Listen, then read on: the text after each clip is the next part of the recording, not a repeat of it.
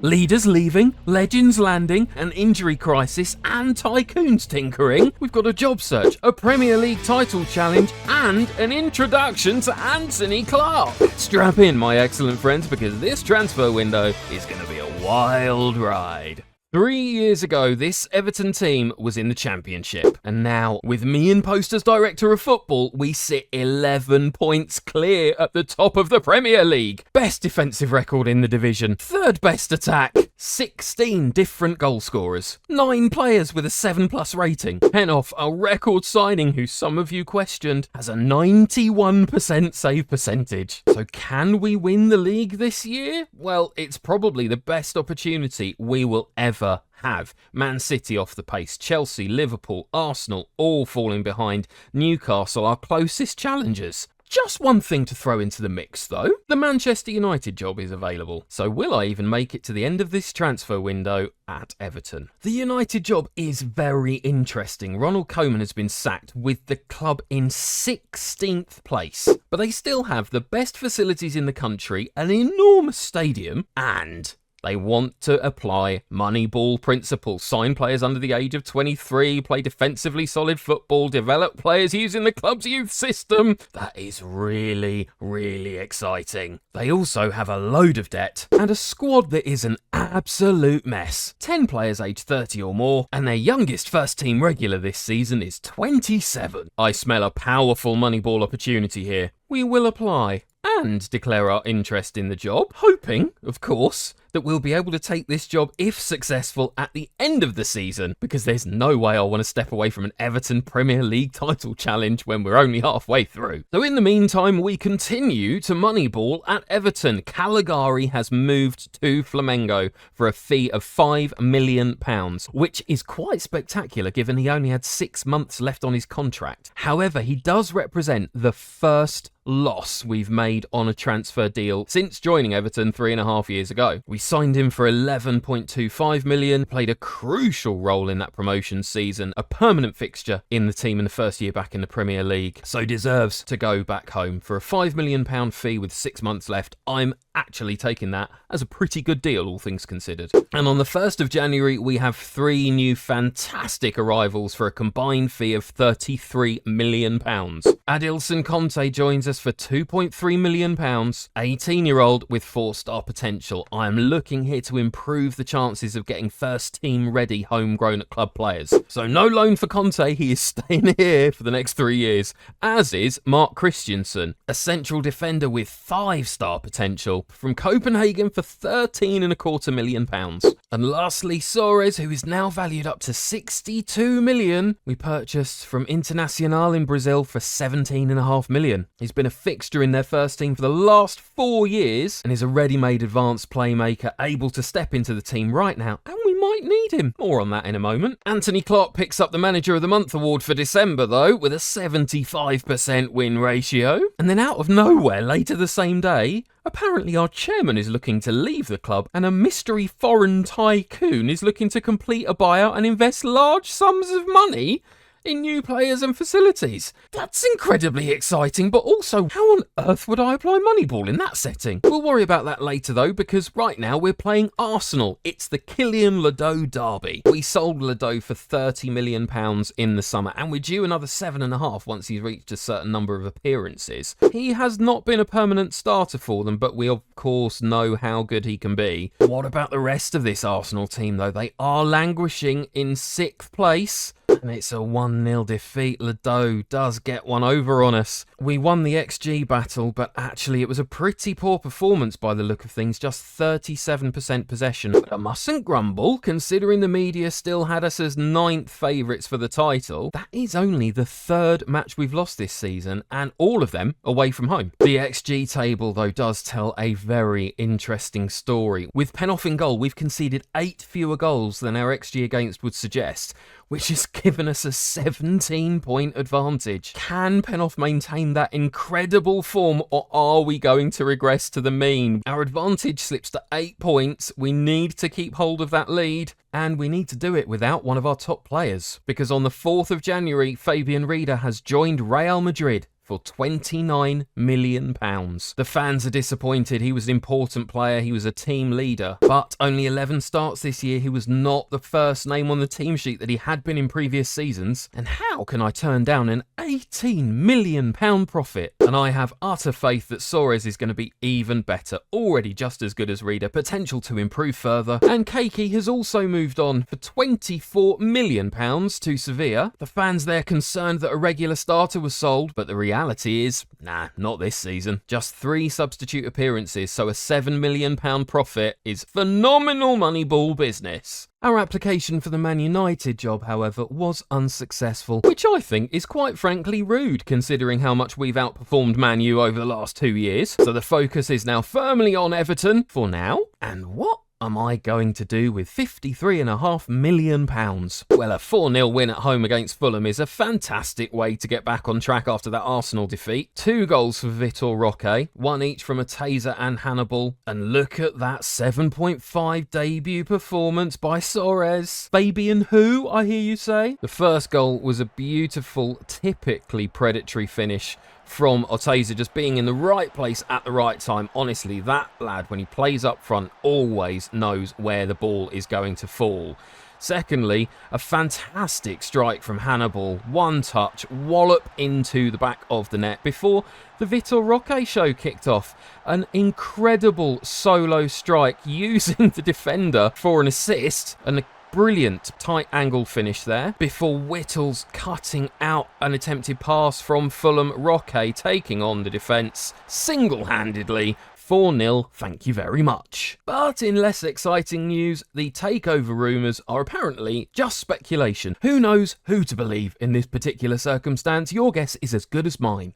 8th of January, and this is going to be a test of our depth and Anthony Clark's ability to rotate the squad effectively. We've picked up 2 major injuries to key players. Sinisa Markovic out for 2 to 3 weeks with a damaged foot. Glenn Rysdyke out for 4 weeks with a hernia. That's our best defensive midfielder and our best central defender. And the next day, Van Ginkel, our best right back, out for 4 weeks.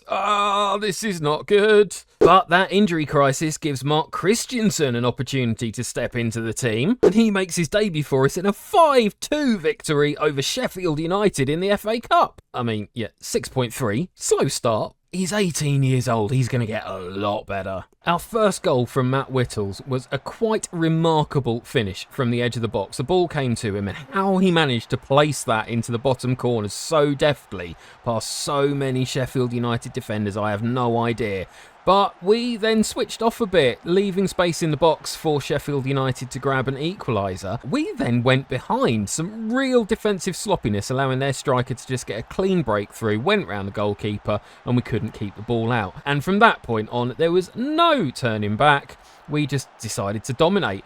So a beautiful, beautiful finish from Roque, somehow finding space. Sucic involved in a couple of goals then, playing that assist for Roque. And once again instrumental in this goal. Bruce Smith floating the ball over, and a headed finish from McNamee. Sucic once again cutting the ball back. It's cleared out, but Bruce Smith, just a great finish into the bottom corner for our 5th goal. Breaking news though, which once again influences my future at Everton. Real Madrid now searching for a replacement for Carlo Ancelotti. He's retiring at the end of the season. Tottenham Hotspur's own Zinedine Zidane is currently the favourite. My name not in the mix yet. Could that change though if we maintain this place at the top of the league? The footballing gods are definitely conspiring against us. Vico, thankfully only out for 2 weeks, but this is going to be a rocky January. Pen-off saves us against Stoke City, a man of the match performance, and a penalty saved in the last minute. Lucas Sucic back in the team after the departure of Fabian Reader, doing what he does best, finding space in the box in that Mazzala role, set up this time by Bruce Smith. That was all we needed to get past Stoke City. 3 points on the board, and we go back to 11 points clear, albeit Newcastle have a game in hand. But despite Sucic's performance in the previous match, I am thinking back to my Moneyball principles. Sell players at their peak age before they start to decline in value. He is currently 27 years old. He is valued up to 47 million. he's a little bit injury prone. He doesn't particularly like big matches. And Hannibal, valued up to 43 million, also 27. If I'm serious about these Moneyball principles, and I absolutely am, you're going to think I'm crazy, but I'm offering these boys out. I'm the director of Moneyball here, my friends. Let's get these 27-year-olds off the books and make space for some up-and-coming youngsters to sell for even more profit. I see club captain Vinicius is wanted as well. He's 29, very much our second choice left back now. So let's see what the market says about him, shall we? What is going on? Koskan now injured. He's out for another 6 days potentially, which means we're going into a match against Juventus tomorrow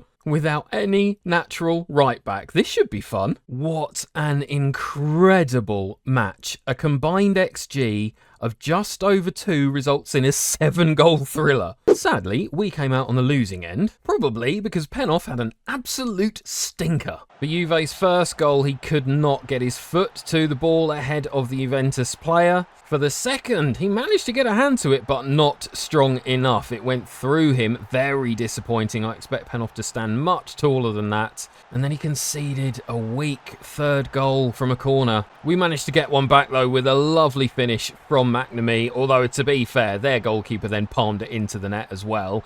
Before Juve managing to get another one. Penhoff assisting Chiesa that time, punched it right out to him. Cracking finish from Chiesa, but Penhoff definitely should have done better.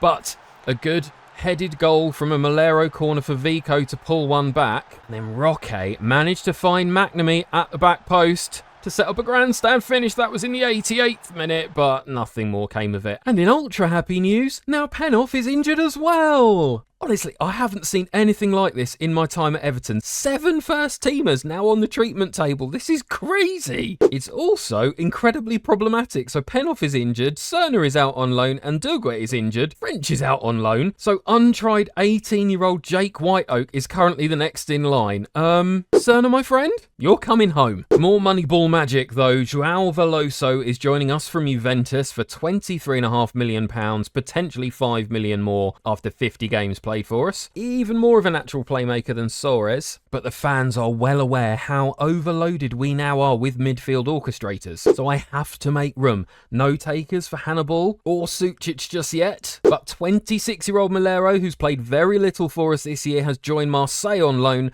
£14.5 million optional future fee with another 18 almost on instalments, which could be an incredible piece of business for someone who joined us for less than £13 million just a couple of years ago. And it is very nice to see us back to winning ways with a dominant 3-0 victory over Palace. 2 goals from Ateza playing on the left wing, 1 for Vinicius coming off the bench, Veloso coming off the bench and assisting on his debut, and Idikel Cerner keeping a clean sheet on his Everton debut just hours after he returned from loan. Anthony, buddy, best assistant manager in the world, you deserve your moment in the spotlight here. Talk us through the goals. Well, I thought our left flank was a particularly impressive threat today. Everything we created down that flank seemed to come off very, very nicely. Obviously, a ball coming out to Vinicius. It was a strike on his left foot as well. And then, again, our left foot from Orteza. I mean, it's fantastic really to see that left flank doing so well. We've got to say, 3 points against Crystal Palace. They're a good team. It is very nice to see us moving now 12 points clear at the top of the table. And I know I'm supposed to say that we're going to take things one step at a time and all that, but I'd rather be optimistic and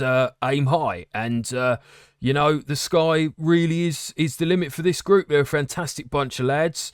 And they deserve all the rewards that they've been getting this season. Honestly, my friends, that man is amazing. I've been waiting so long for you to meet him. Plenty more to come from him in future, I can assure you of that. And I'd just like to point out one beautiful twist in this tale. We now have our first world-class player of the director of Moneyball save, Tamindu Bruce Smith, who we signed from relegated Brighton for £35 million a year and a half ago, is one of the best players in the world. 21 years old. How long can we keep hold of this lad then? And can he help us get through to the knockout round of the Champions League? Yes, he can. We are through to the knockout playoff round. A quite remarkable 0-0 draw against Ajax at home. We had 26 shots, 10 on target, a 2.5 XG, but did not manage to get the ball in the back of the net. Unsurprisingly, their goalkeeper named man of the match, but good news is Ndugwa making his debut clean sheet. Somehow, some way, we are riding through this injury crisis so far. Next up, transfer deadline day. Our first piece of business sees Vinicius leaving for West Ham on loan until the end of the season. If he makes just 10 appearances for them, he will move permanently for £12.5 million. That does represent another loss, but this man has been instrumental in our stay in the Premier League. Club captain in our first season back as we stormed our way to Champions League qualification. A truly vital squad player last year, just not had the opportunity this season. So Abner, we wish you well, my friend. Thank you so much for your service. May the good times roll for you at the Hammers. And with 6 hours to go, it's 1 in, 1 out. Hannibal is leaving for Barcelona. I am allowing him to go for a cut price, £17.5 million. You might think that I am completely mad for letting him go for such a tiny fee compared to his market value. He has been a fantastic player for us this year, but that does represent a £3.5 million profit. And as discussed earlier, I want to move players on at the peak age. I'm committing, doubling down on my Moneyball principles here. And in return, we're signing someone you might have heard of, Andreas Schelderup, joining us for £36 million. Not quite fulfilled his potential, but I know he is going to do great things with Everton. And at the age of 25, plenty of opportunity for us to sell him for a massive profit in the next few years. One more signing for us as the window winds down. Another 18-year-old, Stanko Mikic, natural defensive midfielder, 4.5-star potential. And another player who in the next 3 years could become homegrown at club. So the window slams shut after we brought 6 players in and moved 5 first-teamers on. Half of those new arrivals under the age of 18 with potential to become homegrown. And Keiki, Reader, Malero, Vinicius and Hannibal all moving on. We're steadily climbing up that list of spenders on wages. Remember when we arrived in the Premier League, we were right down at the bottom of that list. Now very much halfway and significantly overperforming. If you look at the amount of money some of the clubs lagging well behind us in the league are paying for their wage bill. And the media is obviously very impressed with what I've been doing in the transfer market for the last few years. The 3 best young players of the month for January,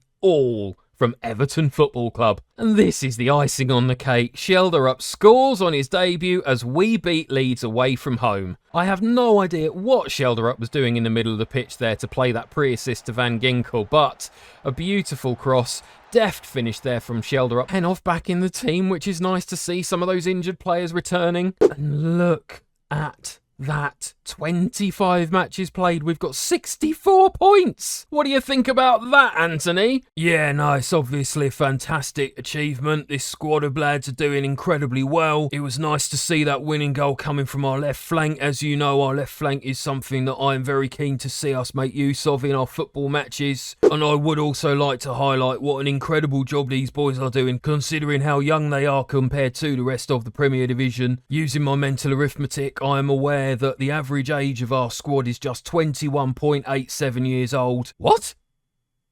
Is it? Obviously, our director of football did a fantastic job in the January transfer window to move on some of our more established, more experienced players. As such, we don't really have any team leaders. Oh, what have I done? And we must hope that the commitment we have made as a football club to have one of the youngest squads the Premier Division has ever seen. Time will tell, of course, whether our director of football has made the right transfer decisions. Thanks for the resounding show of faith there, Anthony. Very much appreciated. I mean, we're climbing up the XG table. We've only scored 5 more and conceded 10 less than the XG suggests. So how could that possibly go wrong now that I've sold the most experienced players in the team? What was I thinking? That Chelsea, Liverpool and Tottenham triple header at the end of the season is going to determine where we finish. And now Roque's out for a month. Can we stay on top until then? Only one way to find out. Come back soon.